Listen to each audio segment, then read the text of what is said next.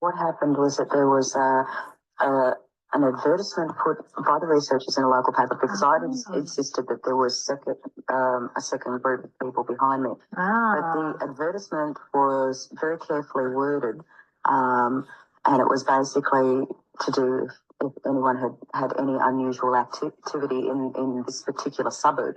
And what they did get was a whole spate of UFO sighting reports. Wow. And then they got this one phone call of these people saying, look, I don't know if you're going to believe this, but we had this really unusual experience. And then they mentioned the name of the road, and those sort of things weren't in. So it wasn't just actually the people on the ground. There were a lot of people that had seen an aerial sighting of this as well. Yeah. Well, I'm not sure if it's the same object, but... was it the same date? In the same general... Well, I don't know. I haven't got... That's the researchers' information. I was just told that they got so many calls for aerial sightings. Right, and they didn't say UFO sighting or anything, and yet they got a whole series of calls about this. Very compelling. So basically they were kept unaware of our presence that night, and the sketches they drew were without ever seeing mine or having any clue of what I'd drawn. The same as the beings on the field, they drew very similar sketches too. Very similar, absolutely.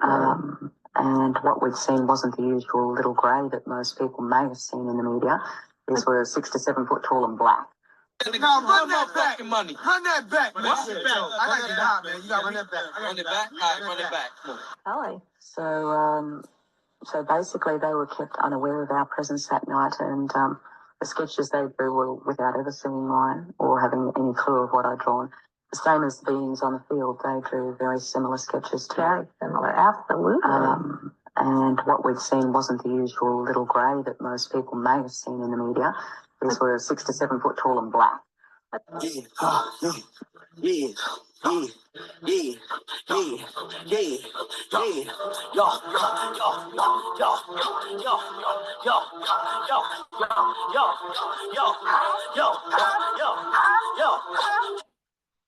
Yeah, and all praises. Yeah, by Shemashak Yahushai. Let's begin. Okay. 1 second, y'all. All right. There we go. All praise, honor, and glory to Yahweh Shem Mashiach Yahushai.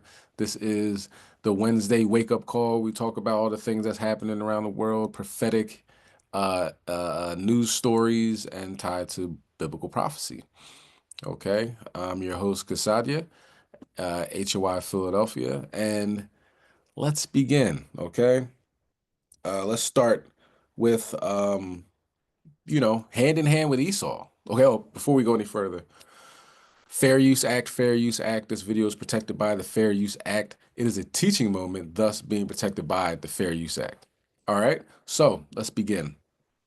Being hand in hand with Esau and the negative things that can happen as a result. Okay, Jake thought he had a friend. Instead, he has somebody that turned him in. All right, let's get Proverbs chapter 1, verse 10. You know, people want to say, hey, let's go do this. Let's go do that. Man, let's not. Okay, let's not and say we did. All right, that is whack. All right, especially in these last days. You know what I'm saying? You know, I say especially, sin is never a good thing, but especially when you have the Russian nuclear forces on high alert since their lieutenant head of their nuclear deterrence program, or I'm not sure, it had something to do with nuclear program, was assassinated by obviously people that they have problems with would be NATO, the Ukrainians, and of course America. So now Russia is at high alert with their nuclear weapons. There's multiple UFOs, so-called UFOs, in the skies throughout the entire world, and everybody's seeing them and putting down videos and all that. We'll talk about that at the end. But with all these things going on, it's best to be on the straight and narrow. Okay, let's get Proverbs chapter 1, verse 10. My son, if sinners entice thee, consent thou not. Hey, if they're like, oh, let's go, let's do this, let's do that, and you're like, hold on, that's a sin. I'm not with that. Especially just walk away. Next verse. If they say, come with us, let us lay wait for blood. Let us lurk privy for the innocent without cause. And this is what happened here. You know what I'm saying? Very crazy story. Let me just play it and we'll come back and talk about it. But definitely a story that's off the wall. But first, a second arrest in a deadly home invasion on the main line. Kelvin Roberts now facing first-degree murder charges. Thanks for joining us at 5. I'm Sheba Russell. The Montgomery County District Attorney revealing the suspects chose the wrong home. The motive in this case was to steal guns, and they simply got the wrong house.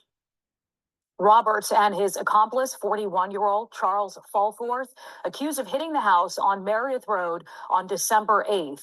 And Jeff, prosecutors say both suspects worked at the same junk removal service. Yes, they did. They worked together. One was the boss of the others. And clearly, says the DA, they were, in fact, looking to steal firearms. But not only did they do it in the wrong home, they did it in the wrong county. Early afternoon along the SEPTA line in Upper Moreland, police with a dog searched the area where Kelvin Roberts was chased and captured, wanted in connection with a fatal Lower Marion home invasion. Workers in a nearby business say they saw police swarm at 7:30. Maybe about 50, 60 yards from those two lights to the right, supposedly is where they got him in the woods hiding. So he's hiding back in the woods. He's hiding back in the woods. Dogs and the cops chased him down. There was cops, like I said, on both sides of the tracks all over. Investigators say Roberts, 42, returned to Junk Luggers, his former place of work, dressed in black with a mask around his neck and carrying a pistol. This cell phone video shows police searching. Roberts of Philadelphia is now charged with murder in the first degree and robbery in the December 8th early morning home invasion on Meredith Road, leading to the shooting death of 25-year-old Andrew Gaudio and the wounding of his 61-year-old mother, Bernadette. Montgomery County's DA says Roberts and 41-year-old Charles Fulforth went to the wrong home seeking weapons. The motive in this case was to steal guns, and they simply got the wrong house. They went into the wrong house with bad intentions and shot an innocent 61-year-old woman as she lay in her bed, and they executed her 25-year-old son. All right, let's continue on. Where we at? Verse 12. Let us swallow them up alive as the grave, and whole as those that go down into the pit. We shall find all precious substance. We shall fill our houses with spoil. Like, yo, come on, let's go rob them. They have guns, you know? So you got to be pretty bold to run up in somebody's house who you know has a variety of pistols and weaponry. But apparently these two didn't care. You know what I mean? Look at this. This is the picture that we're watching right now. That is the Edomite boss, right? He's the supervisor of Jake. And somehow, well, the story is, I don't know if they go into it right here, but one of the other workers, they went to somebody's house to clean it out, right? The junk removal service, and they saw a whole bunch of guns. So went back, told the supervisor, who the supervisor tells, Jake, and they go in there to try to rob him. But they go in a different county, not a different street, avenue, boulevard. It's a whole different county, far, far away. So obviously they got the wrong address, but they went in there and killed a 60-year-old woman. And I don't know if she's dead. She might be paralyzed, but I think her son's died. Esau. But nevertheless, Jake is involved with the wrong crowd. You know what I'm saying? It says stay away from them, right? We'll say, cast in thy lot among us. Let us all have one purse. My son, walk not in thy way with them. Refrain thy foot from their path. So the devil tells you to come, let's do a robbery. He might just send you to the wrong house in the wrong county, where now you're never getting out of jail because you got a homicide charge.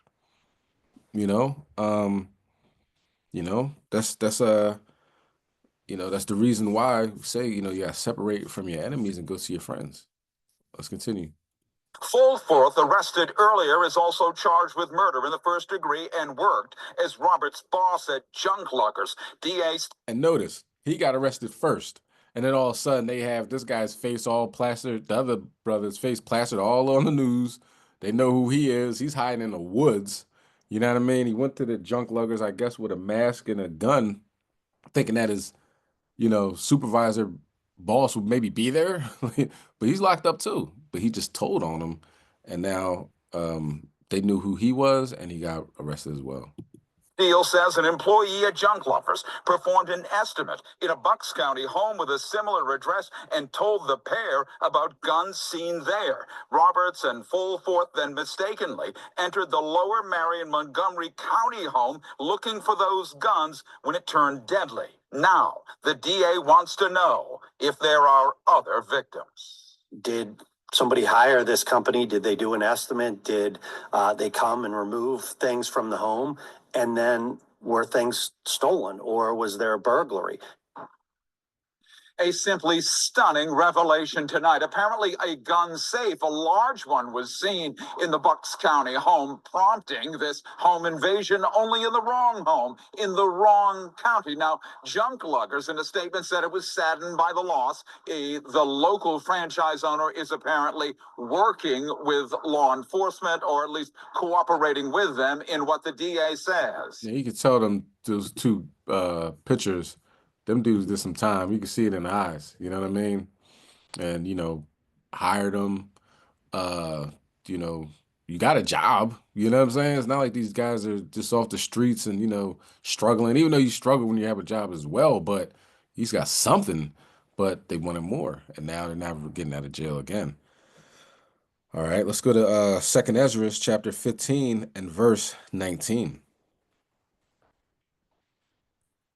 And we gotta keep that in mind, who we let in our house, who we let see things that we got. Think about Hezekiah, King Hezekiah showing off all his goods, you know what I mean, to heathen nations. We can't do that. We gotta be wise as a serpent, harmless as dove. Let's get 2nd Ezra chapter 15 and verse 19. A man shall have no pity upon his neighbor, but shall destroy their houses with the sword and spoil their goods, because the lack of bread and for great tribulation. Now, the woman that got shot, she was bedridden at the time anyway, so she wasn't a threat. But check this out. One thing we have is technology. So I really don't want to say the name now because we'll just go off. But the lady said Siri, right? And then told that name I just said to call the, emergency, number. And that's what happened. She wasn't next to her phone, but she said that, and it dialed up and ended up getting the Edomite caught, I believe. I don't know if he got caught right away or a little bit later after that, but they had a picture of Jake, and it was only a matter of time. Okay, let's continue on with the good word. A couple things happening. We've been talking about drones a lot lately, but now we're going to get in touch, with other news because other things are happening. One thing being Syria. Bashar al-Assad was finally removed from power, and it was a point in time where, thought this guy was untouchable because the United States wanted him, NATO, a lot of people wanted to get him out of there, but he endured, but there's only so much, they got their eyes on him and they got him. So the kings of the earth are crumbling. Let's get Revelation 19 and 12. And it's already talked about that these things will happen. All right. There's only one king coming in, and it ain't going to be Bashar al-Assad. Okay. Before we watch the video, let's get that. Revelation 19, verse 12. His eyes were as a flame of fire, and his head, on his head were many crowns, because he's snatching crowns, What Jim Jones says, the Kufi smacker or Kufi snatcher, whatever he's talking about when he's coming at Nas. Yahushua is coming down, he's going to start snapping people, snapping their necks and taking their crown. Straight like that, okay? And he had a name written that no man kneweth but he himself. All right. Let's see what's going on with Bashar al-Assad. He is out of here. Okay, breaking this morning, ousted Syrian President Bashar al-Assad appears to have issued his first statement since the fall of his regime over a week ago, giving new details about his final hours in Syria before being evacuated to Russia. A statement was posted to the social media account of the Syrian presidency. It claims Assad was moved from the capital of Damascus to a Russian airbase in Syria on the morning of December 8th as the rebels moved in. He claims the base came under, quote, intensified attack by drones before Moscow ordered an immediate evacuation that evening. He also says that at no point during the events did he consider, quote, stepping down or seeking refuge. Now, with the fall of his regime, many now wonder what the future holds for the country. CBS News senior foreign correspondent Holly Williams has more from Eastern Syria. We have spent the last several days here in eastern Syria with American-backed forces that control around a quarter of the country. In the city of Raqqa, that's the former ISIS capital, the headquarters of the so-called Islamic State, we saw those American-backed forces patrolling city streets where they've brought stability and security. But the American-backed forces are worried that the collapse of the Syrian regime in Damascus and a power vacuum that may develop in its aftermath could give ISIS an opportunity to try and stage a comeback. Yeah, see, this is America. They cause chaos and try to get order. So they're backing this rebel group, quote unquote, that took out Bashar al-Assad. And they're saying, oh, it might be a power vacuum. Well, it has been in Libya and Afghanistan and every other place, Iraq, that America showed up and showed out and kicked out the government, you know, whether the government be good or whether it be evil, you know, just a bunch of evil leaders, including the ones in the United States. But I digress. So this is the propaganda piece because now Syria is going to turn into another Libya. They have a whole bunch of weapons, of course, chemical weapons. They got a bunch of stuff there that now is in the hands of people that will, you know, might not do the right things with them, if you will. You know what I'm saying? Could sell them on the black market, so forth and so on. But let's continue on. There are even concerns that ISIS could try to join up with some of the rebel forces that toppled the regime. We also visited a high-security jail in this region holding thousands of ISIS prisoners. Now, a prison break there in 2022 led to a 10-day battle to regain control, and the jail remains a major target for ISIS operatives that still exist here as sleeper cells and hideouts in the desert. The jail's warden told us that they are not telling the prisoners that the regime in Damascus was toppled because it could, quote, create disobedience. He believes that ISIS is mobilizing. Back to you. Okay. So that's another thing, you know, when you locked up, you know, you know what they want you to know, you know, simple as that. Unless of course, you know, like you're in the United States, you got everybody has a cell phone that's locked up. But let's continue on. Let's go to Psalm chapter 58. It's like it. Psalm chapter 68 and verse 1.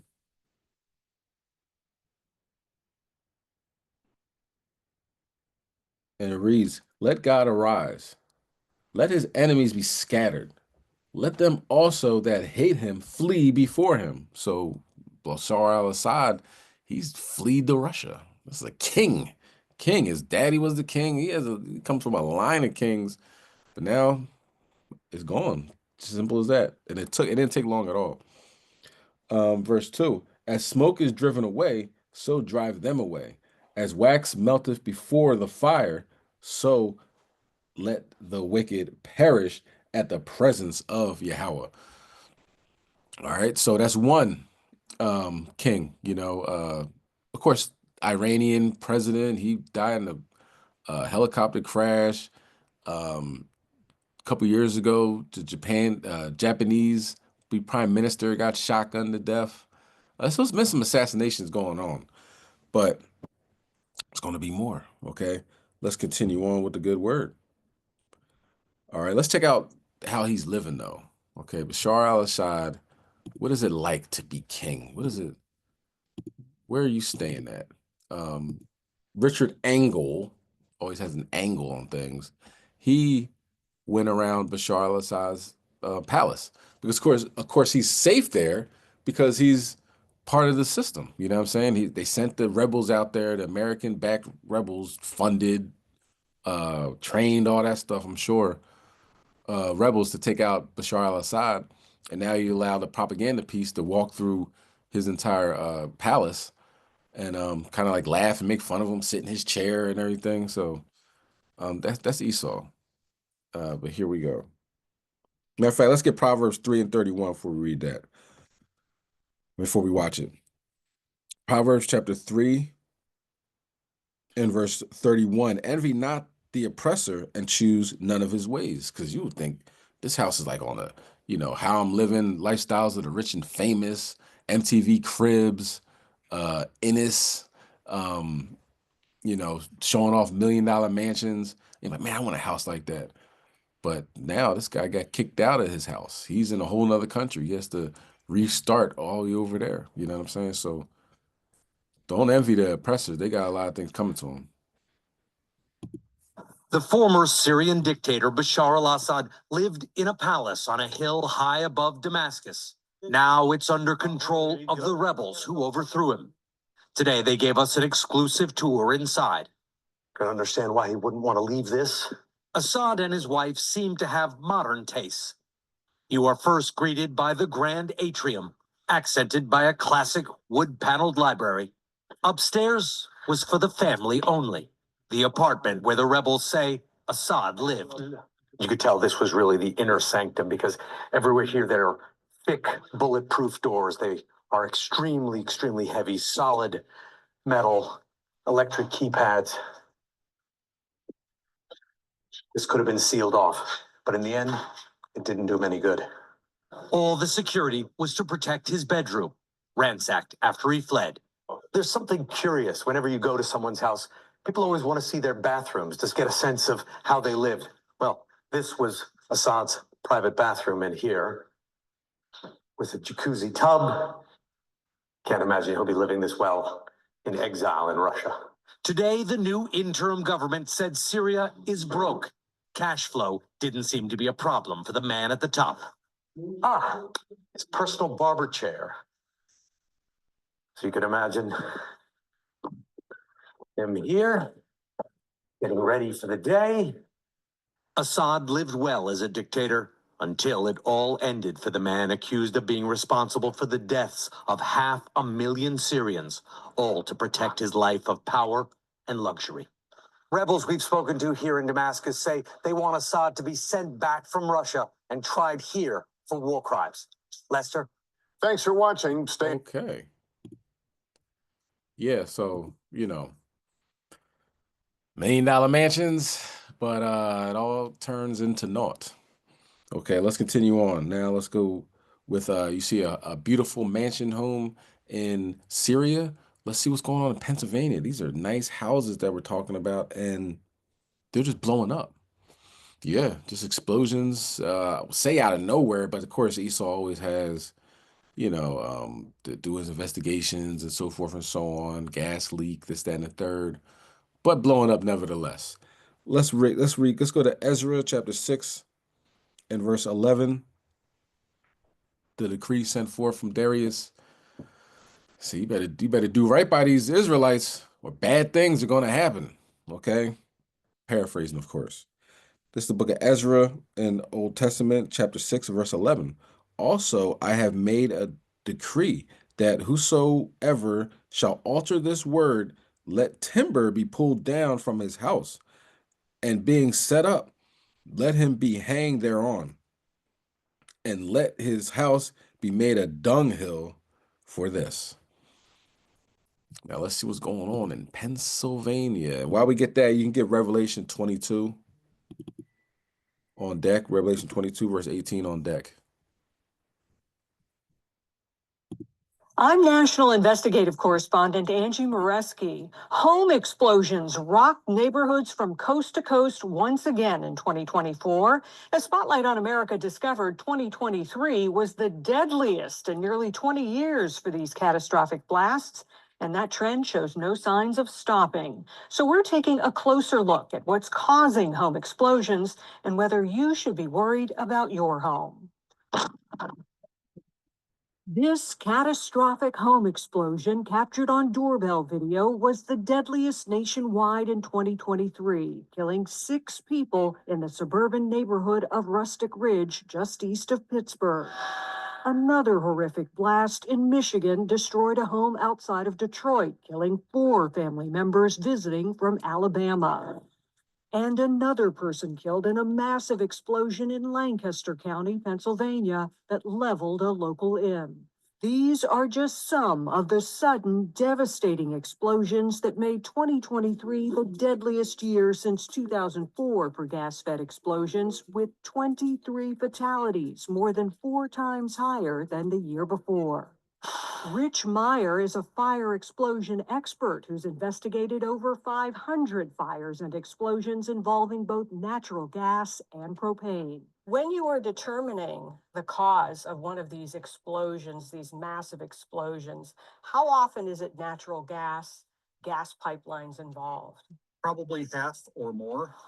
Aging infrastructure, old corroded gas pipelines are more likely to crack and leak, increasing the risk, he says, of gas migrating underground into people's homes and causing explosions. There are lines that have been in place for over 100 years, and they are breaking. What is the state of our natural gas pipeline infrastructure in the United States? So what pretty much saying is the natural gas that's underneath the houses, that's buried down deep, right, cracks, and it comes out in people's homes. So it's pretty random. It's not like they were just playing with gas and, lighting up, playing with the stove and this, that, and the third, especially to have that huge explosion because the gas is underneath the entire house. So it lifts up the entire house. That's why it's a huge explosion.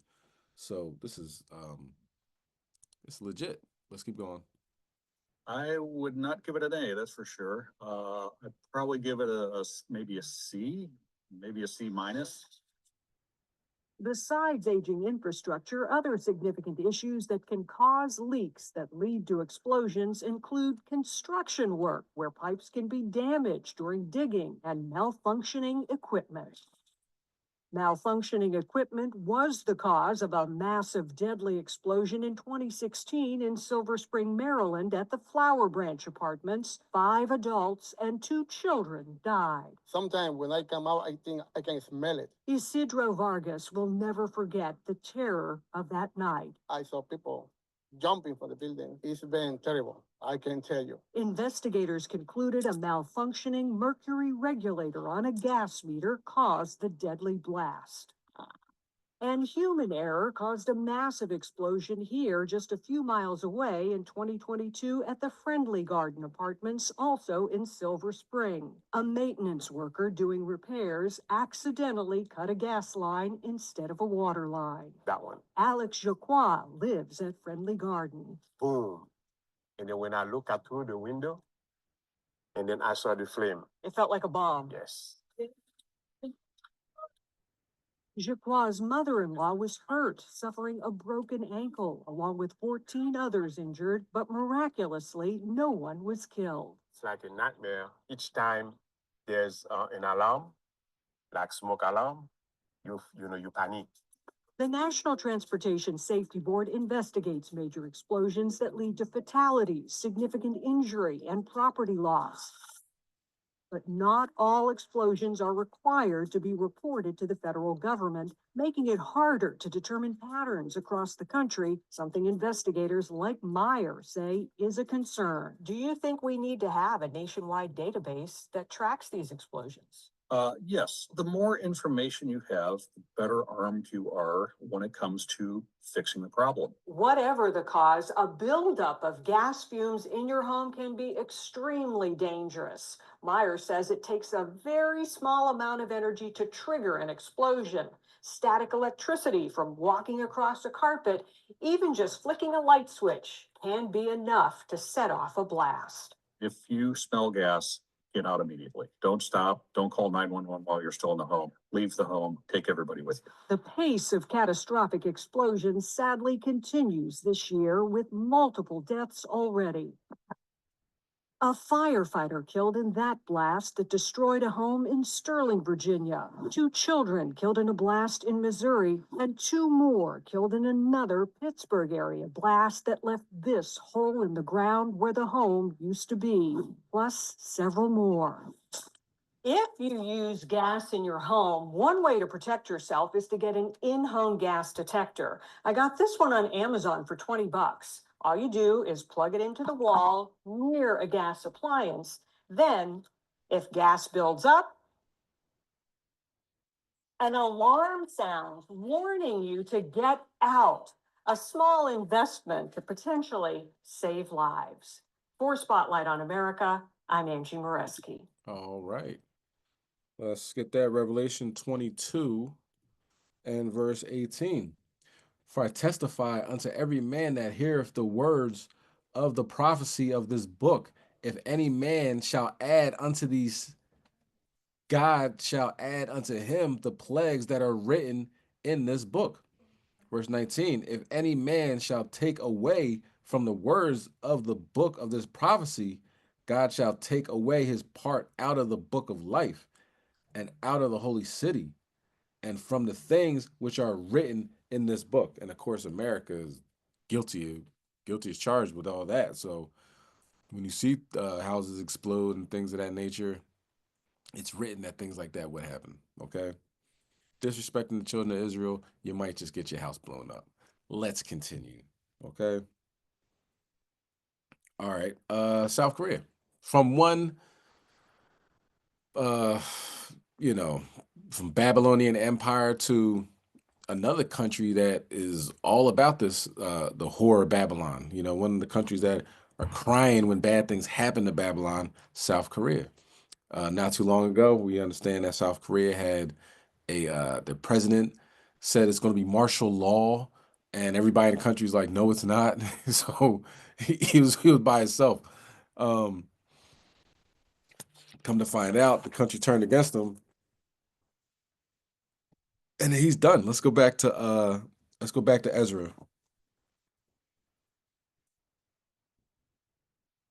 to Ezra chapter 6 and verse 12.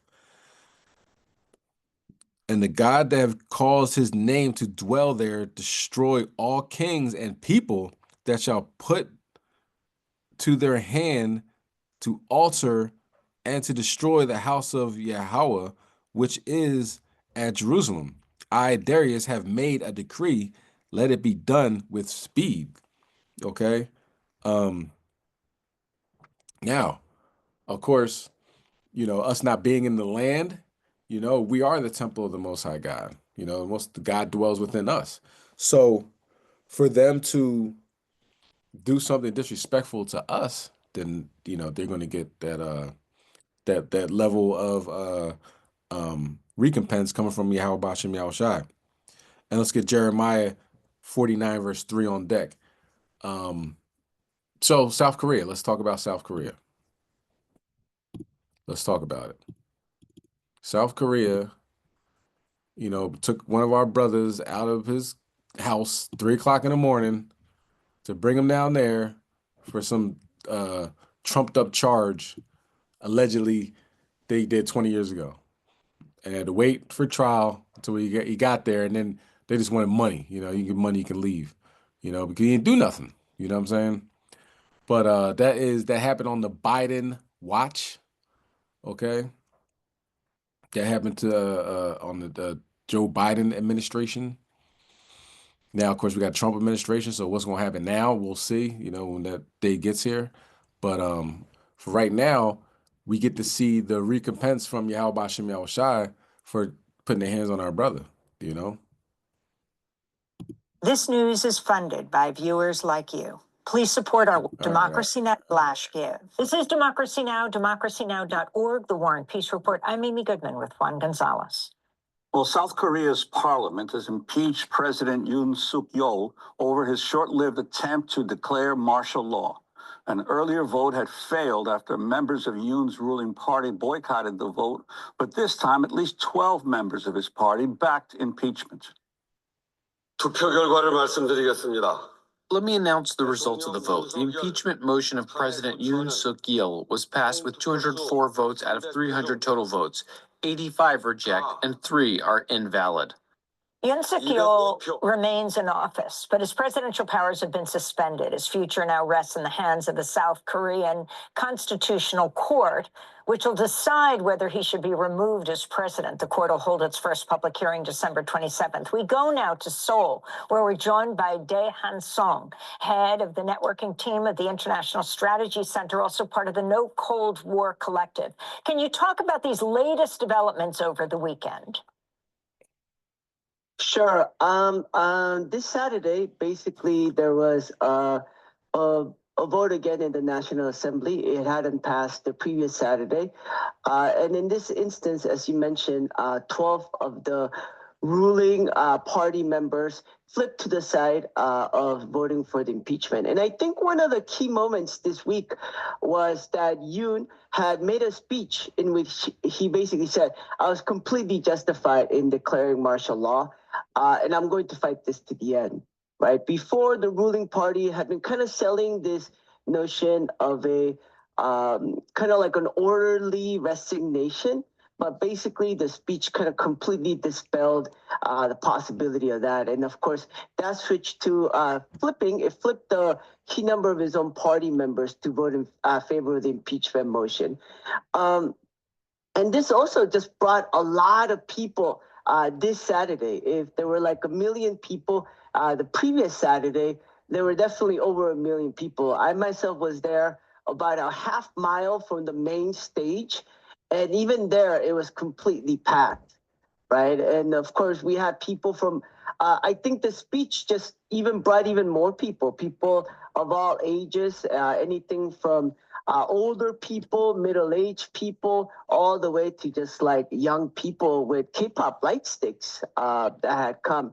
So yeah, it's very interesting. I was out in talking to some activists and organizers, and one person had mentioned that a lot of people think that this is kind of the understanding of how Yoon could be this way. And people say, oh, Yoon is addicted to alcohol, he's addicted to power, and he's addicted to YouTube, right? And then the question is, addicted to YouTube?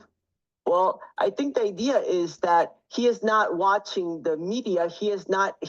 It just speaks to how out of touch he is with what people are thinking, and that he's mostly, the idea is that he's focused mostly on the right-wing, ultra right-wing media and all that stuff that is feeding a lot of his different talking points, right? So I think that's just to show that how out of touch he is and how his speech reflected that. Well, what happens next? The vote has to now be reviewed by the Constitutional Court, but there's a problem in terms of the composition of the court. Could you talk about that as well?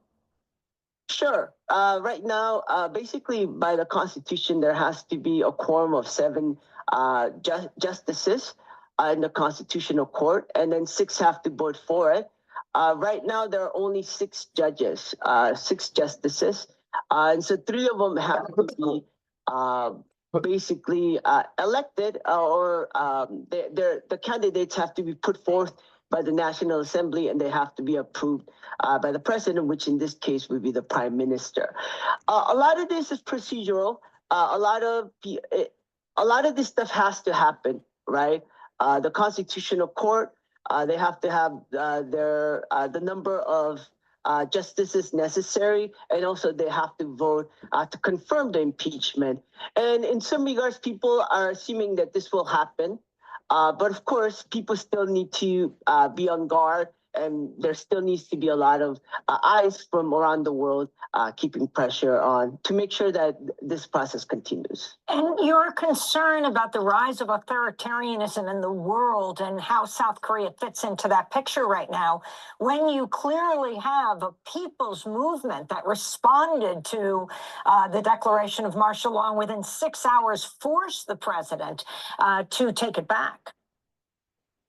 Sure. I think in many regards, Korean democracy, it's not going to go, it's unwilling to be pushed back to the period of the dictatorship, is willing to go back to when martial law is declared for no reason other than just to basically maintain your own power. I think what's interesting is that, of course, this is not the first time that it happened, right? 2016, there was also a process that impeached President Park Geun-hye for similar charges. And I think a lot of the conversation that's happening among progressive movements and social movements right now is this idea that if Yoon gets impeached, right, after that, what happens, right? What is the process that follows that? And of course, in the last candlelight protest that impeached President Park Geun-hye, a lot of the reforms, the democratic reforms, a lot of these things that were supposed to happen didn't happen. And that's why 80 years later, now we see history repeating itself. So I think a lot of the conversation right now is about beyond defending democracy, how do you go into expanding democracy by carrying out a lot of different reforms that are necessary in Korea? Democracy Now! Is funded by viewers. Okay. So Korea, not doing too good. You know, keep your, keep your problems in your own country. Don't come over to ours. You know what I'm saying? Well, it is Gad's country. So I don't care what anybody says. But and Rubens. But now they're dealing with some things. The president got impeached. A lot of turmoil. See what's going to what's going to occur, especially around this time where you have Chinese intrusions on Taiwan. Intrusion, if you think that Taiwan's separate from China. Now you have Gavin Newsom from California calling a state of emergency due to H1N2, I believe, which is the bird flu that has been able to transfer over to humans. Now it's a state of emergency. So what is that entitled? Is that martial law, or the people got it going at a certain time? I don't know. It just happened. But maybe it might be just for federal funding, but people like Gavin Newsom, the governor of California, you got to watch people like that. You got to watch Justin Trudeau. You got to watch people that are addicted to power and at the expense, or at the expense of everybody else, and their love for living, that they get more and more and less for everyone else. So Joe Biden, same thing. Donald Trump, you know what I mean? So one thing they don't realize or take into account is the will of the people, because you can say what you want to do, but if you have a million people looking at you like, no, that's not going to happen, and they drag you out from your plush mansion like they did Bashar al-Assad, when his plush mansion, drag him out to the parking lot. Now you're dealing with something different. Okay, so maybe the leaders will see this and think twice, maybe not. Either way, God's will be done. All right, let's go to Jeremiah chapter 49. We'll start at verse 3.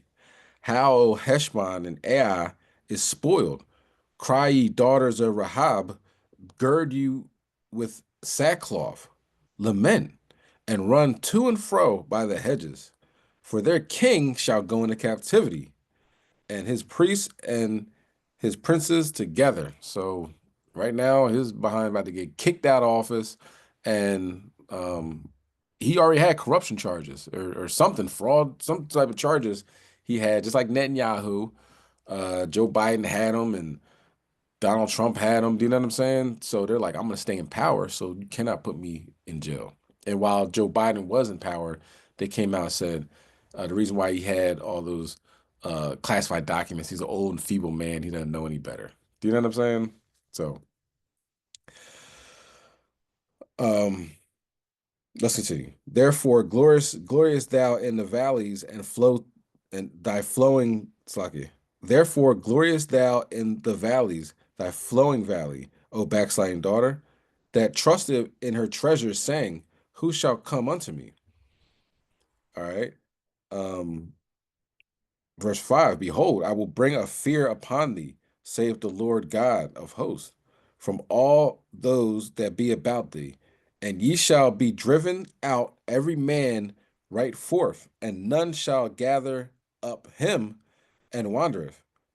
And after I will bring the captivity of the children of Ammon, saith the Lord. So they're going into captivity as well, just like every other heathen nation. you know, put their hands on God's chosen people, God's jewelry, you got to pay for it. Okay. Now, people are getting locked up. Well, we'll see what happens with that. We'll keep an eye on South Korea, and anything that affects them will be brought to the forefront, and we'll talk about it. Let's continue on. What we got now? Let's go to the states. In Mississippi, domestic violence issues. She saw is losing her collective mind. Let's continue. Okay, let's get 2 Ezra chapter 15, verse 21. She saws losing it, and she is armed. Okay. Slack. Okay. 2 Ezra chapter 15, verse 21. Like as they do yet this day unto my chosen, so will I do also, and recompense in their bosom. Thus saith the Lord God. Okay. What happened when we get accused of something? We go to the courthouse, and what happens? They snatch us out the courthouse and lynch us right in front of the courthouse, right? Or beat us, burn us, shoot us, castrate us right in front of the courthouse. Well, coming back on them. Enjoy. A woman is accused of shooting and killing her husband outside the Pearl River County Courthouse. The man's attorney tells our sister station WLOX he was at the courthouse for a divorce. Ashlyn Brothers is live in Poplarville. Megan John, the husband's brother-in-law walked up to me and handed me this sticky note. On it, the first names of 3 women who work here at this courthouse, whom he tells me came out after the shooting and tried to help his brother-in-law, James Saucier, by binding his wounds. The brother-in-law says that they then prayed over James and held him in their arms until the very end. This is very emotional. Okay, we're going to give all the emotion possible. He held his arm until the very end. Here is a post-it with the names of the. You see this? Have you ever seen this with a Negro getting shot? You know what I mean? Yeah, the guy probably had crack on him, and he had warrants, I'm sure, and it's a blip on the TV screen. Okay, but this you see the propaganda, and this is why. We got to teach our people because we're taught to like love them. They're so important. But of course, when it happens to us, we don't get that type of respect and admiration. And wait till you see what this guy did to his wife last year. You think he's a saint, but let's continue.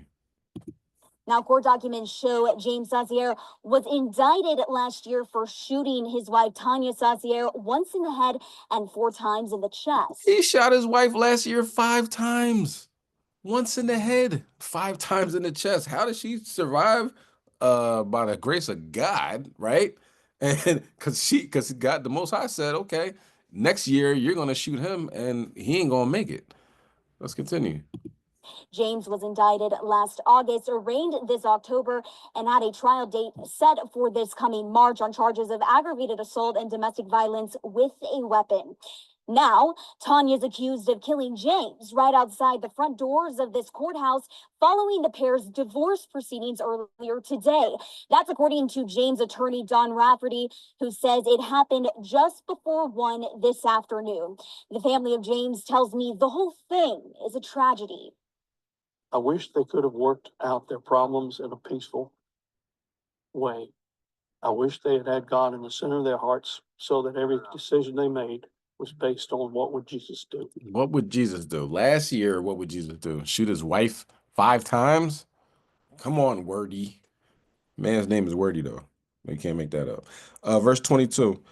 My right hand shall not spare the sinner. What is he talking about? What would Jesus do? Jesus sits at the right hand of Yahweh. He said, verse 22 says, my right hand shall not spare the sinner, and my sword shall not cease over them that shed innocent blood upon the earth. And they come from a long line of people shedding innocent blood on the earth. Mississippi, for crying out loud, right? Emmett Till, multiple men lynched, castrated, women. Come on.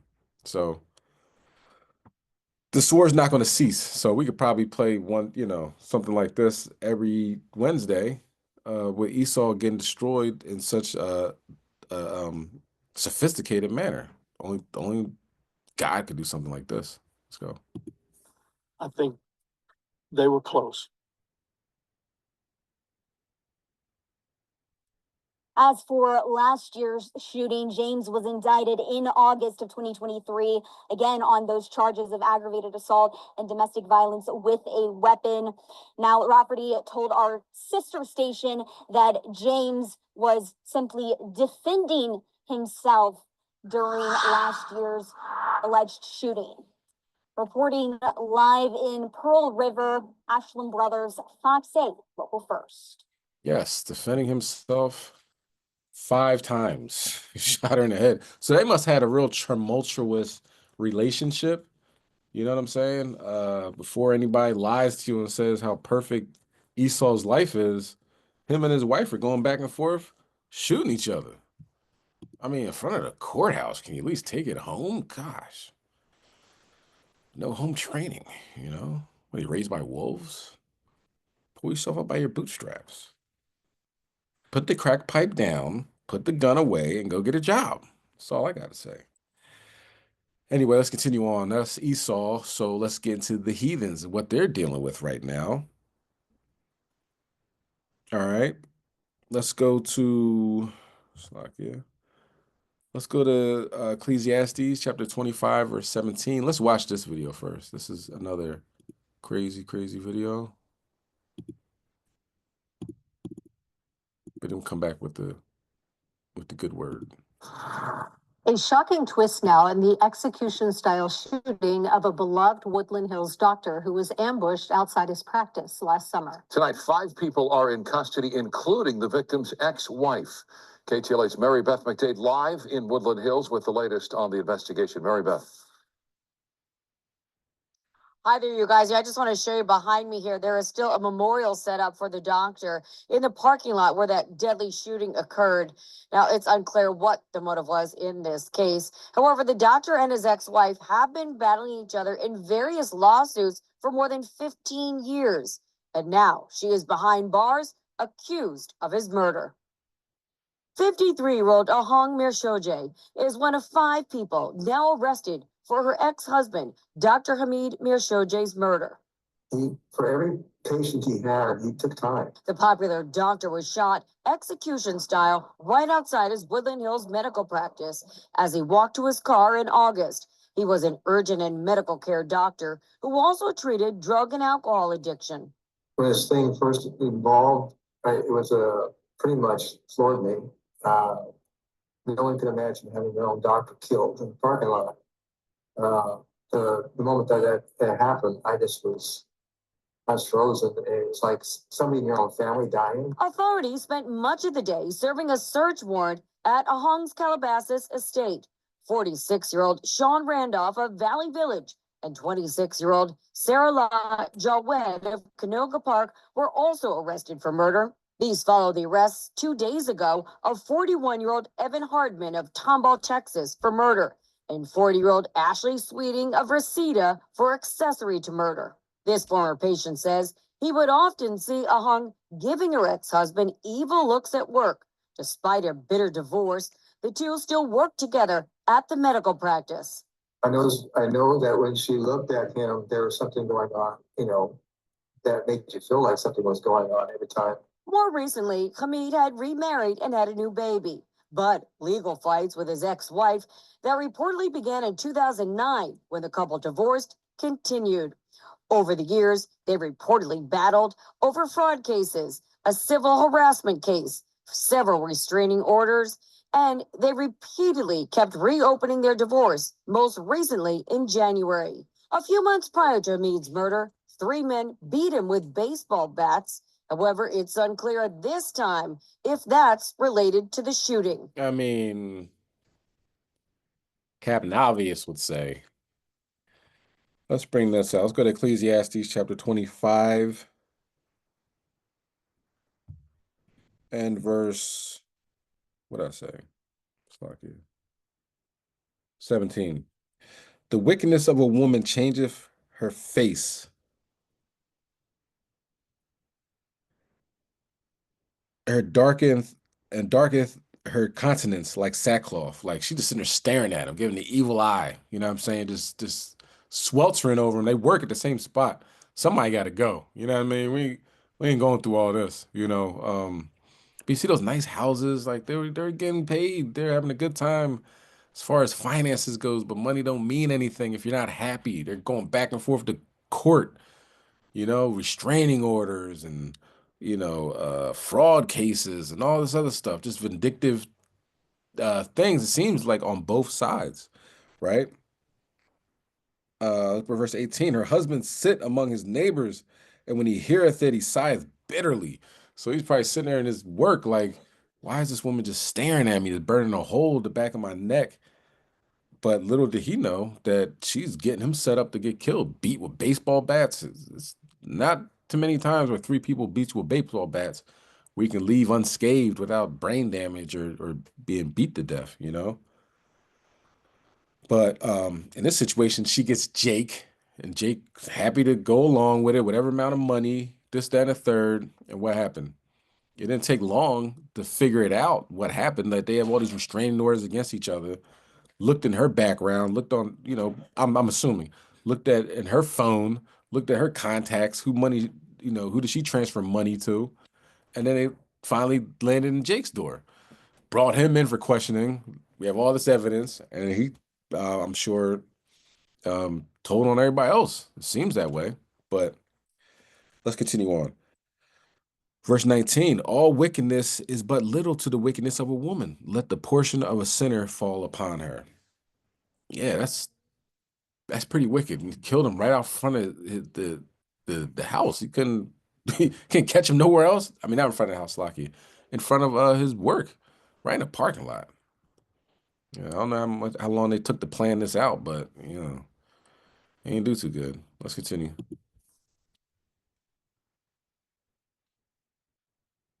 Well, the ex-wife is being held without bail tonight. Now, as for the doctor's family, I've been in touch with his brother, and he says at this time that they are not prepared to make a statement. For now, reporting live here in Woodland Hills, Mary Beth McDade, we'll send it back to you guys. Okay, so as you can see, Esau, she sells. She ain't doing too good. She's falling apart. All right, getting people lined up, shot, killed, and all that. And then you have the mass shooting in, what was it, Wisconsin? Not sure. A mass shooting where 15-year-old she saw. So they start out young and violent.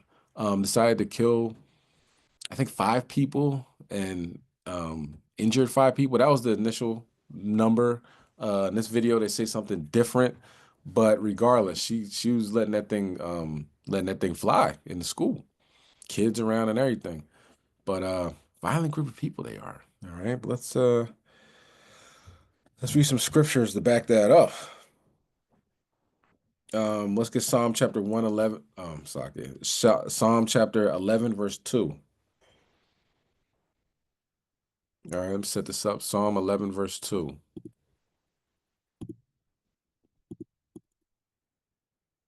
And of course, after it happens, is hearts and prayers with everybody. You know what I mean? People die to make him out to be a saint.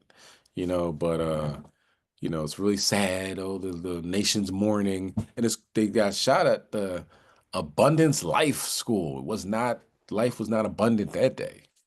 Just to put that out there. Psalm chapter 11 and verse 2. For lo, the wicked bend their bow and make ready their arrow upon the string, that they may privily shoot at the upright in heart. So the wicked is bending their bow. This isn't just a random 15-year-old. This 15-year-old is a damn Nazi. You know what I'm saying? The neo-Nazi 15-year-old that went in there. They didn't show us the pictures of the victims. Now, you notice every other shooting, the next day, this is the teacher, this is the student that got shot. This teacher was holding on to all their classmates and took 4 bullets and is a hero. Notice they haven't done this with this. They haven't done it with this story. Haven't seen any of the victims yet. This is a neo-Nazi. Do you think that neo-Nazi shot other white people or Jake? And why are they not saying anything? And the cop even says that we're not going to give away the motive. You know how you sound right now, but let's continue. As the Wisconsin community mourns the lives lost in a deadly school shooting yesterday, authorities are still working to figure out why it happened. Today, they gave a brief update on their investigation, including their search for a motive. ABC's Jacqueline Lee is in Madison now with the latest. A memorial of flowers and candles honoring the victims of the shooting at Abundant Life Christian School. A teacher and a student were killed Monday when police say a 15-year-old girl opened fire with a handgun in a classroom during study hall. Neighbors say this photo, posted on social media in 2023, shows the suspect. Police identified as Natalie Ruppnow, who went. Look at that beautiful picture. I don't know if that's a guy, girl, whatever. I don't know if it was a girl or a girl, you know, Transformer girl. I have no idea. But I mean, the beautiful picture. Look at the leaves. Look at the leaves falling in the sky and the dog.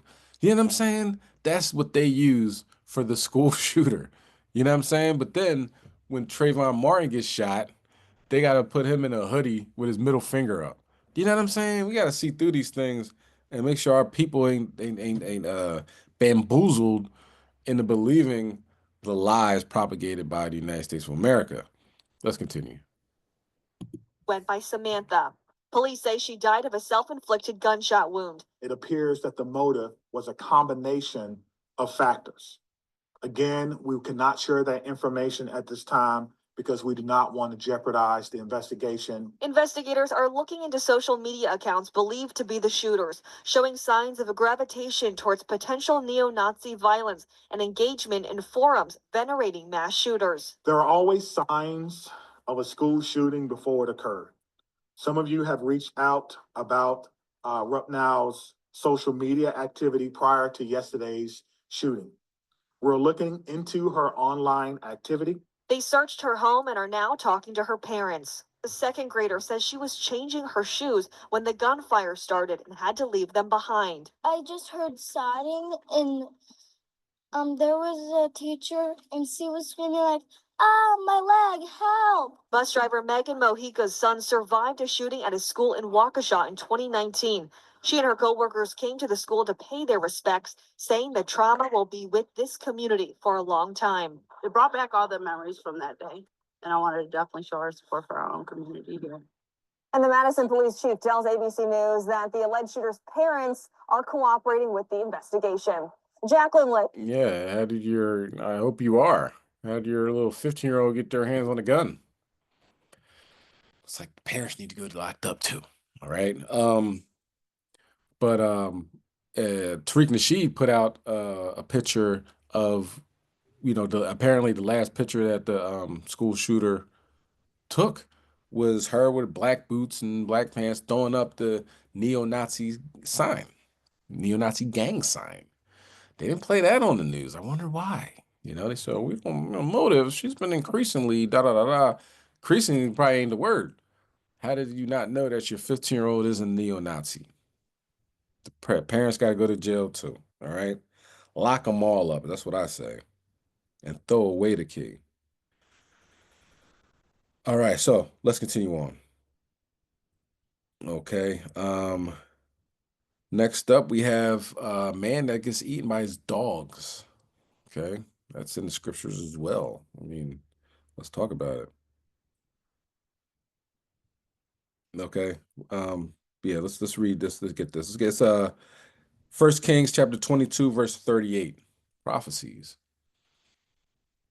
People get eaten by dogs. You know what I'm saying? It happens. People die, the dogs will lick up their blood. And God said it will happen, and it happens. Let's go to 1 Kings chapter 22, verse 38. And one washed the chariot in the pool of Samaria, and the dogs licked up his blood, and they washed his armor according to the word of the Lord, which he spake. Let's get that.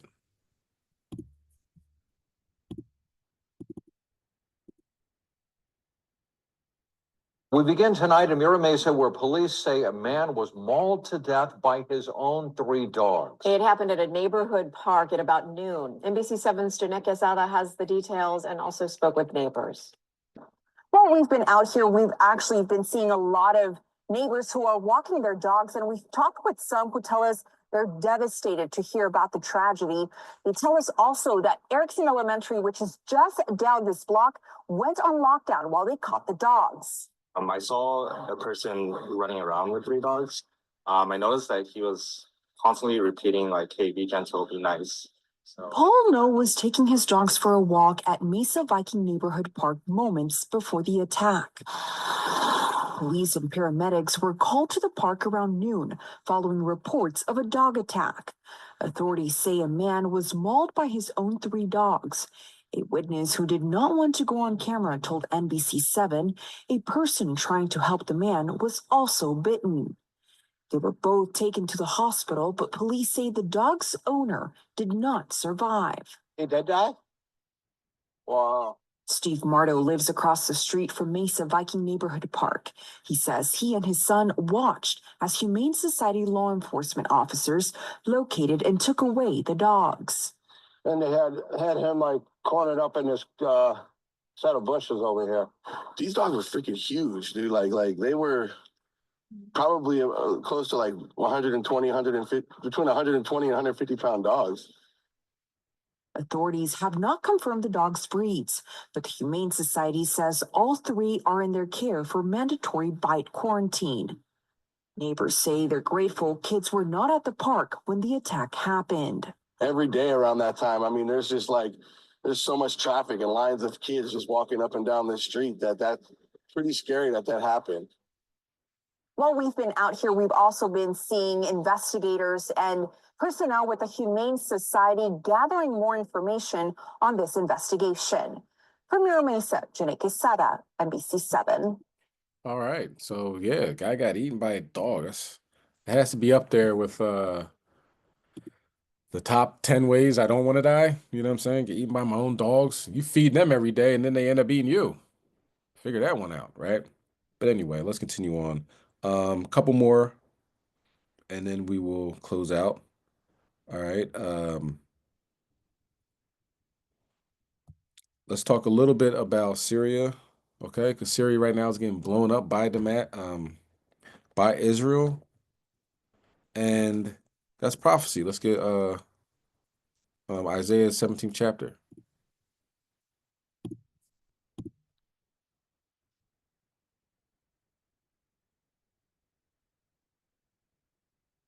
This is Isaiah chapter 17.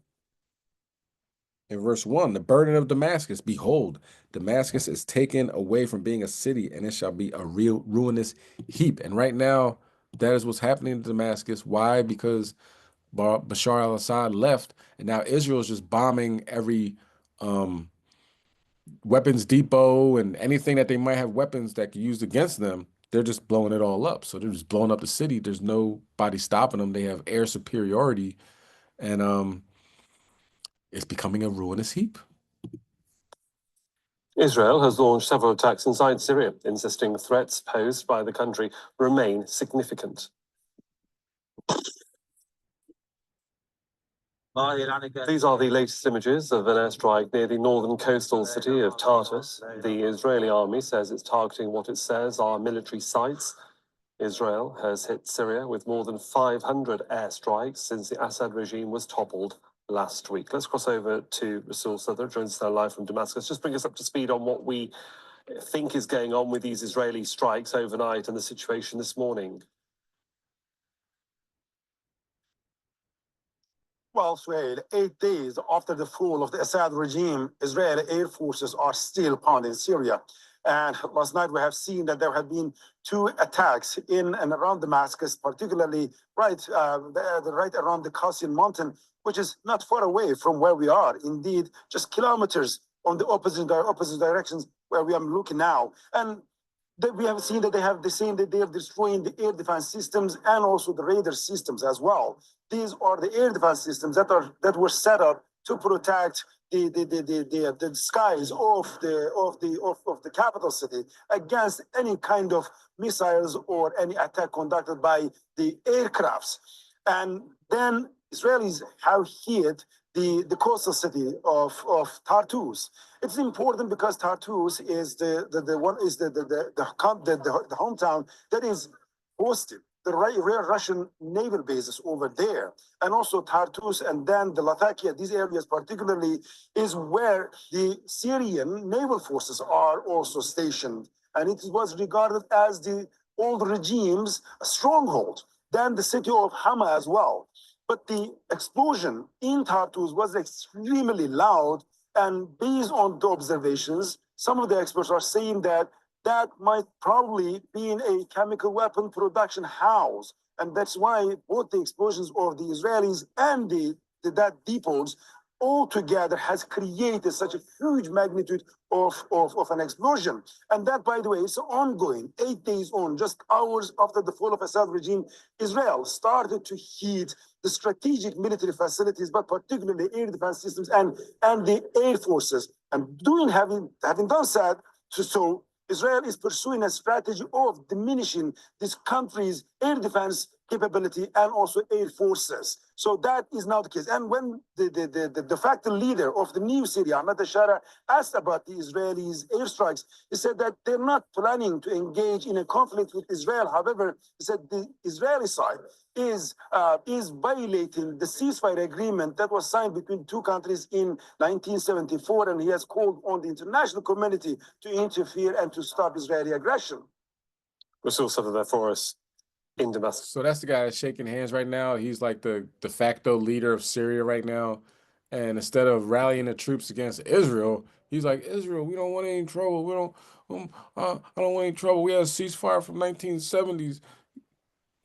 Like, but you'll kill you kill all the Syrians, right? To get Bashar al-Assad out there. But when it comes to Israel, you're just gonna let them bomb the country. And now he's going to the international community to look for help. And France is coming, sending a delegation over there to you know, legitimize the rebels that just threw away the leader of the country. Very hypocritical nation. All right, woe to the bloody city. All right, but let's continue on. Let's talk about the drones, okay? Alleged drones. They're alleged. They're so-called UFOs, which will be chariots. They're doing things that nobody knows how they getting things done, or you know what I mean. So for now, I'm gonna go with their chariots rather than man-made or something like that. But we'll see. You never know. But the dreams I was having had a lot to do with chariots. So I'm assuming that these are chariots. Let's go to Psalm chapter 129 and 109 and verse 26.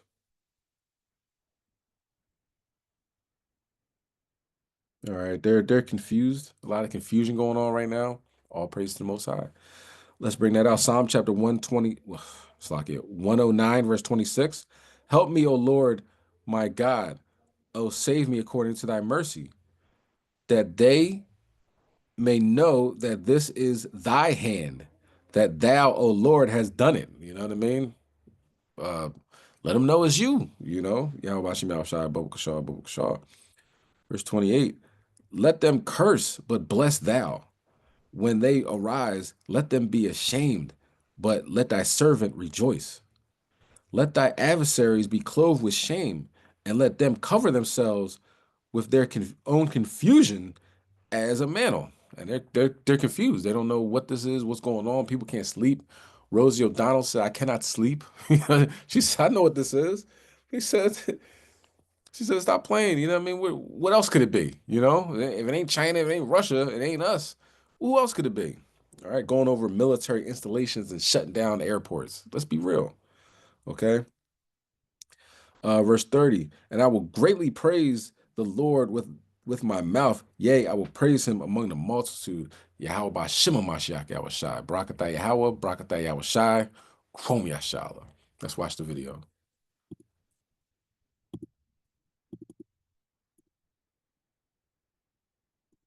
To be clear, that we tried to turn that pretty quickly. What we were looking for all is not in there. He was asked, are these Department of Defense assets?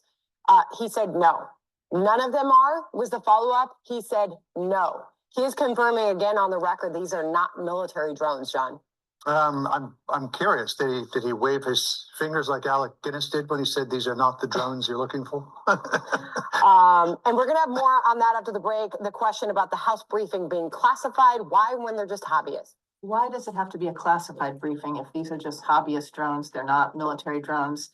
Why is it a classified briefing on the Capitol Hill? I'd have to refer you to Congress on that. Again, sharing as much information as we can here. I don't have the briefing in front of me, so I can't tell you specifically, what aspects are classified or not. I can assure you though, that again, we are sharing as much information as we can, based on what we know. So for the moment, this whole drone business remains a mystery. Nobody seems to have any information, but somebody somewhere has got to know what's going on. The answer to Jen Griffin's question about why classified on the Hill right now when these are hobbyists was, I'll have to refer you to Congress. I mean, it just gets more and more bizarre. Thanks for joining us, everybody. I'm Sandra Smith. Classified briefings about something which we know nothing about. Pentagon have any indications that those drones in New Jersey are somehow different in size, activity, etc., than the drones that have been spotted at Wright-Patterson Air Force Base, Hill Air Force Base, and other locations in the past few days? Chris, what I would tell you is we don't see a connection at this point between any of those activities. Again, just taking a step back here, 8,500 drone flights a day. But again, don't see a connection at this stage. And then my second question, has the Pentagon determined who was responsible for the drone incursions over the bases in the UK over the past last? Yeah, to my knowledge, still being looked at. I'd have to refer you to the UK MOD and US Air Forces in Europe. Do people know what these are? And obviously I'm not referring to airplanes when I say these. Correct.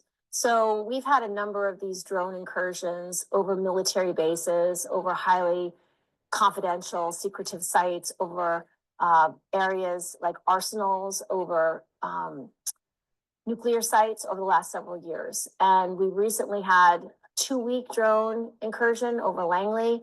We just had one a week and a half ago over Wright-Patterson.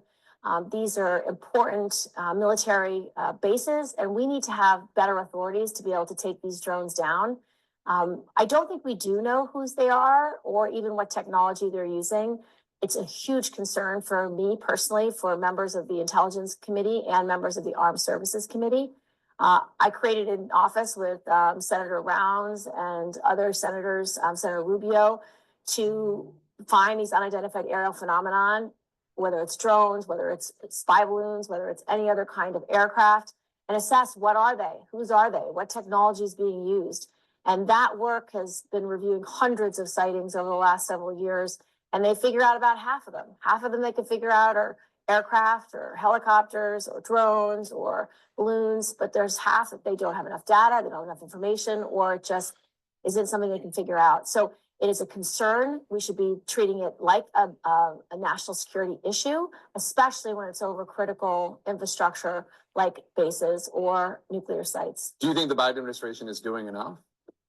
I want to do much more. I'm very concerned that the FAA and the DOJ and Homeland Security aren't doing enough to assess whose drones these are and whether they are adversarial in any way. I think when they say something like, well, we have no evidence that they're foreign operated or adversarial or problematic, they don't have any evidence that it's not. Right. So I understand they want people to not be afraid, but they should be as concerned as I am because of these incursions over our bases and sensitive military sites.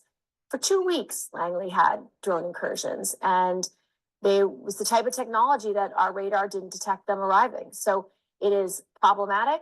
Say that sightings that people in the Coast Guard, in the United States Navy and Naval Air Station, Weapons Station Earl, which is in my district, they've seen drones at and right in close proximity to that munitions depot.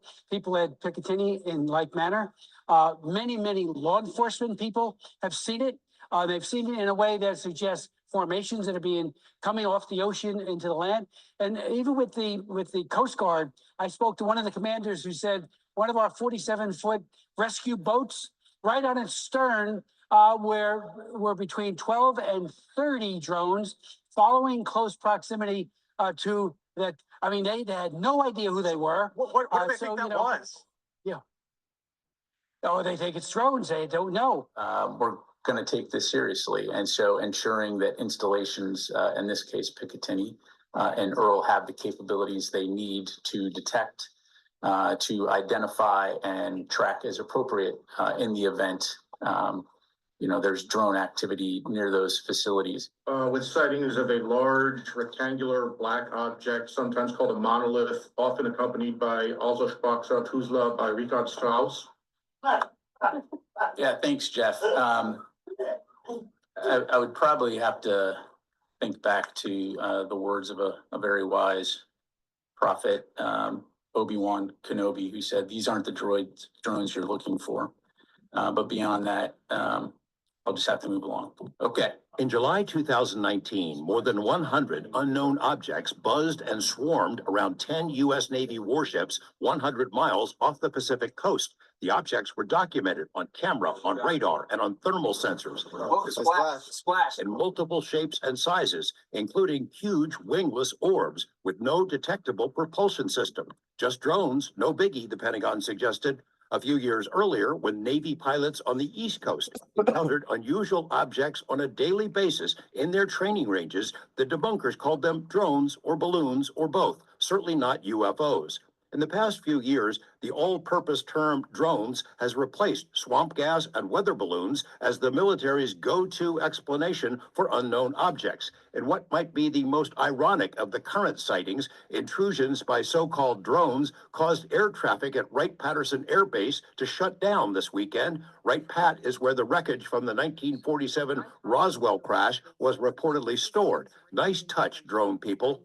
We have no evidence at this time that the reported drone sightings pose a national security or a public safety threat, or have a foreign nexus. An assortment of government officials have tried to quell public concerns in recent weeks, but the public isn't buying it, and the mystery drones didn't get the memo either. Social media platforms are jam-packed with cell phone videos of assorted lights and odd objects seen nightly in the skies over New Jersey and many other states, including Florida, Texas, California, and Oregon. Most are likely the lights of airplanes, but some do resemble standard drones, albeit a few the size of an SUV. They do not perform like known drones. New Jersey officials have demanded briefings and say they were told the drones are not a threat, are not being flown by the U.S. government, are not being flown by foreign adversaries, and by the way, the government is unable to track them, doesn't know where they originate or where they go each morning. It was the biggest amateur hour presentation I've ever seen about anything, okay? It was ridiculous. There were no answers. Every question that was asked by a member of the state legislature, great questions, no answers. No resolution. They don't know where the drones are coming from. They don't know who's doing it. They don't know why they're doing it, but they say there's no credible threat. It was annoying to be there. The president-elect is among those who doubt what the public is being told. They know where it came from and where it went. And for some reason, they don't want to comment. That is not an airplane. In the absence of credible information, rumors have swirled. Maybe they're from Russia or China or an Iranian mothership parked offshore. Or maybe it's a secret operation by the feds to quietly track down a dirty bomb or nuclear materials smuggled into the country by terrorists. Officials have tried to quash such rumors, but their credibility has been impaired. Just days ago, the public was told there were 0 verified drone intrusions into restricted airspace over military bases. Then, in a statement just days later from multiple agencies, including the FBI and the military, it was admitted there have been intrusions by unknown drones over 2 New Jersey military sites, also confirmed drone intrusions over a nuclear power plant. Prior to the New Jersey outbreak, mystery drones repeatedly flew into the highly restricted airspace over 3 critical air bases in the UK. So what gives? It's a serious deal, man. We gotta, I think it's a test. Somebody's testing us and we're failing that test. Now, at least 2 incidents involving incursions by mystery drones have been reported in Nevada. We're trying to track those down, expect to have more information, hopefully tomorrow. It won't surprise you. This is not a new conversation for us within DoD. I mean, as I highlighted, drones flying, whether here or overseas, is not something new, right? Hey, he's telling you, he's being honest. It is not new. Okay, let me see if I can find this another video, right, to talk about what the military knows. Okay, because the military obviously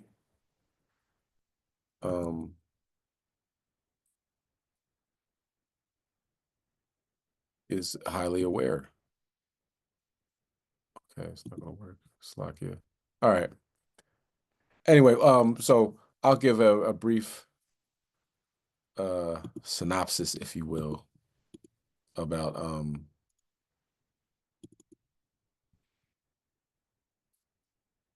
what the military says, what I was looking for.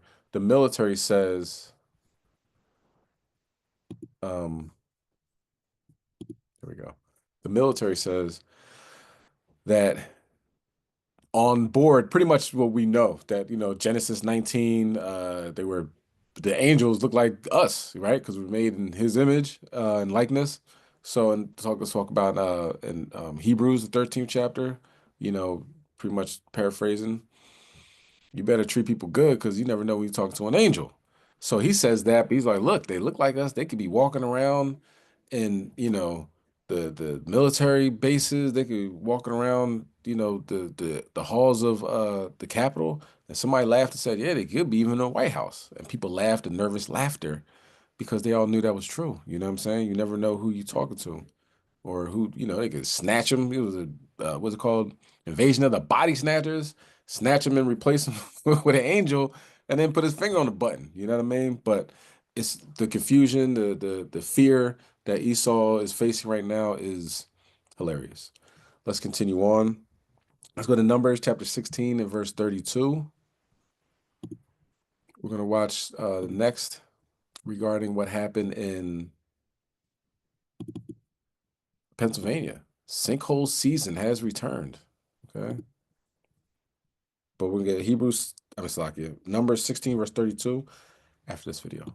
In Schuylkill County, waking up to a scary situation in their backyard overnight as a subsidence swallowed up their entire swimming pool. As Newswatch 16's Melissa Steininger explains, this isn't their first time dealing with this massive issue. A family is working to salvage what they can from their backyard near Mahanoy City. A usually picturesque snowy morning interrupted by this massive subsidence that opened up just feet away from their home. The homeowners not wanting to talk to us on camera, but tell us they woke up to what they thought was thunder, only to find this massive hole in their backyard. It's so wide, it completely swallowed up their 44-foot swimming pool, and it's so deep, not a trace of the fiberglass pool can be seen. And it's devastating. That was homeowner Tracy Quick speaking to our cameras back in 2016 when she was dealing with the exact same situation. A 40-foot mine subsidence opening up directly behind her home that November and just feet away from where this current subsidence caved in.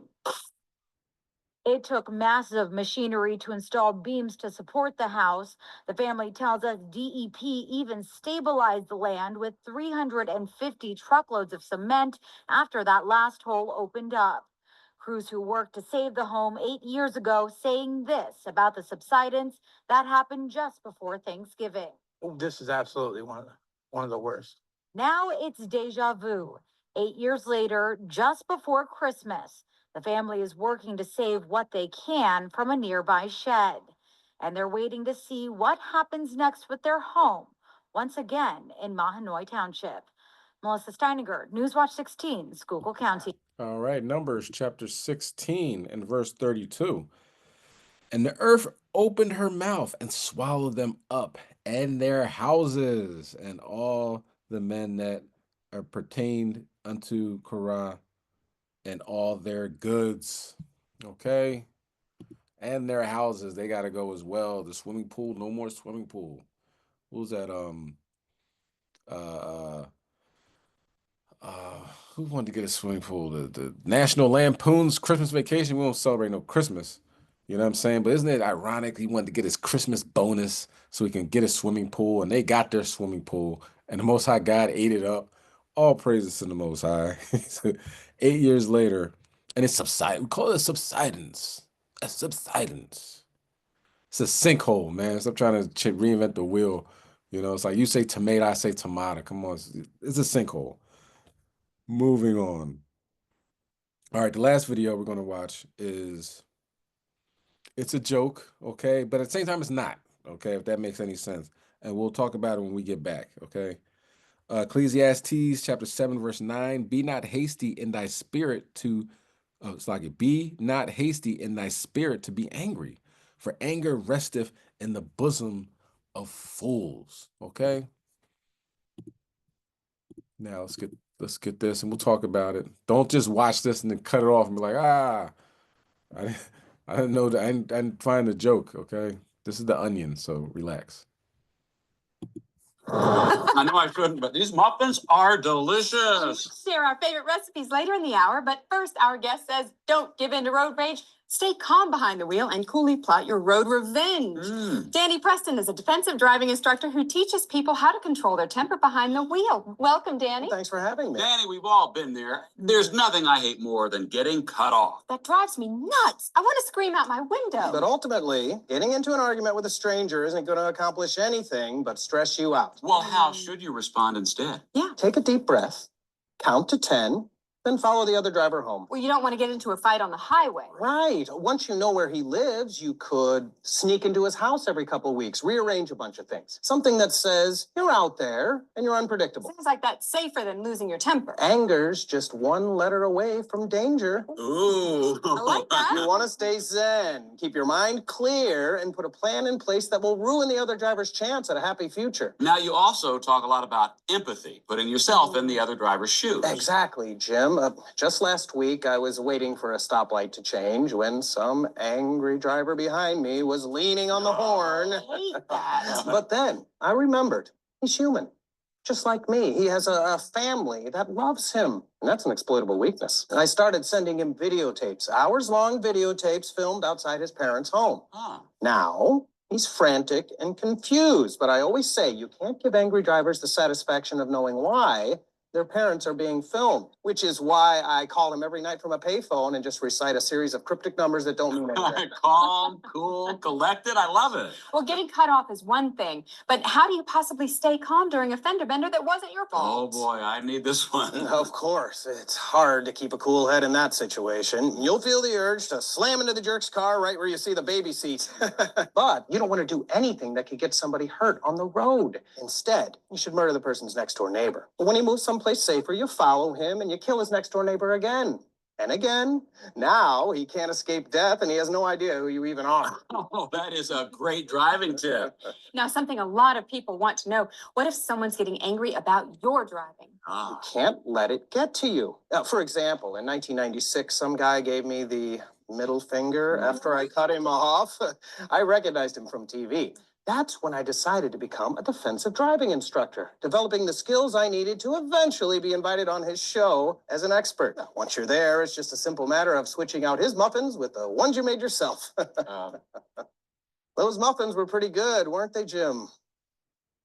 How many did you eat? What? I don't know. Thank you so much for sharing your tips, Danny. Danny is not my true name. Yeah, so with that, right? It's learning how to move, right? So of course you can't do what Danny was telling you to do and follow people home and destroy their neighbor, stuff like that. But learning how to move, learning how to how not to verbalize what's always on your mind. Do you know what I'm saying? Learn to keep it calm, cool, and collective. When the time comes, you move efficiently, not with emotion, but with intellect and with careful planning and practice and things of that nature. So we have to think different, move different, because the time's going to come when we're going to have to react. And with then, you don't want to be frozen in spot. You got to make moves and react. And we'll know when that time comes. The Most High will let us know, right? Yahweh shall be destroying this place, and then he'll bring us, okay? Because right now we're doing a lot of fishing. Soon we'll be doing a lot of hunting. So having a clear head and a clear mind and become cool and collective during that time period is crucial, imperative, if you will. All right, that is the lesson. I hopefully it was enjoyable and also learned a lot, which was, that's the move. You know what I'm saying? If you learned one thing, edified at all, done our job. All right. So we're gonna close out in prayer. So if you want to stand and face the east, prostrate and face the east, we will begin.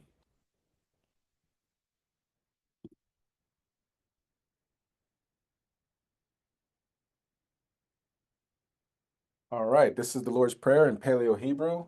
Abanawa, Shabbat Shemayim, Quadash, Haya, Shemka, Yahweh, Malakwaka, Daba'a, Ratazayaka, Aya, Aisha, Rataza, Kowa, Aya, Bashamayim, Nadananawa, Lacham, Kau, Yuwam, Wasalaf Nawa, Kabawaf Nawa, Kasalaf Nawa, Kabawaf Yinawa, Wala'a, Dabianawa, Banasai one, Abo, Hawashainawa, Mayan, Rai, Kaya, Laka, Hamalakwaf, Wa'ala, Wataparaf, Lai Wilumnum, Amen.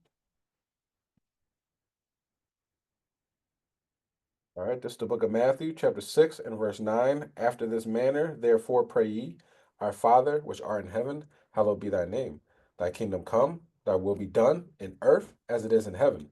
Give us this day our daily bread, and forgive us our debts as we forgive our debtors. And lead us not into temptation, but deliver us from evil. For thine is the kingdom, and the power, and the glory forever. Amen. All right, Kwame Yashala, stay focused, Israel. We're living in the last days. All these things going on. They're going to continue to go on. It's going to get worse. You're going to see some things that you've never seen before. Prepare yourself for that mentally, physically, spiritually, and keep your eyes to the sky. All right. Yahweh Shem Yashai Brakatah, Kwame Yashala, Shalom.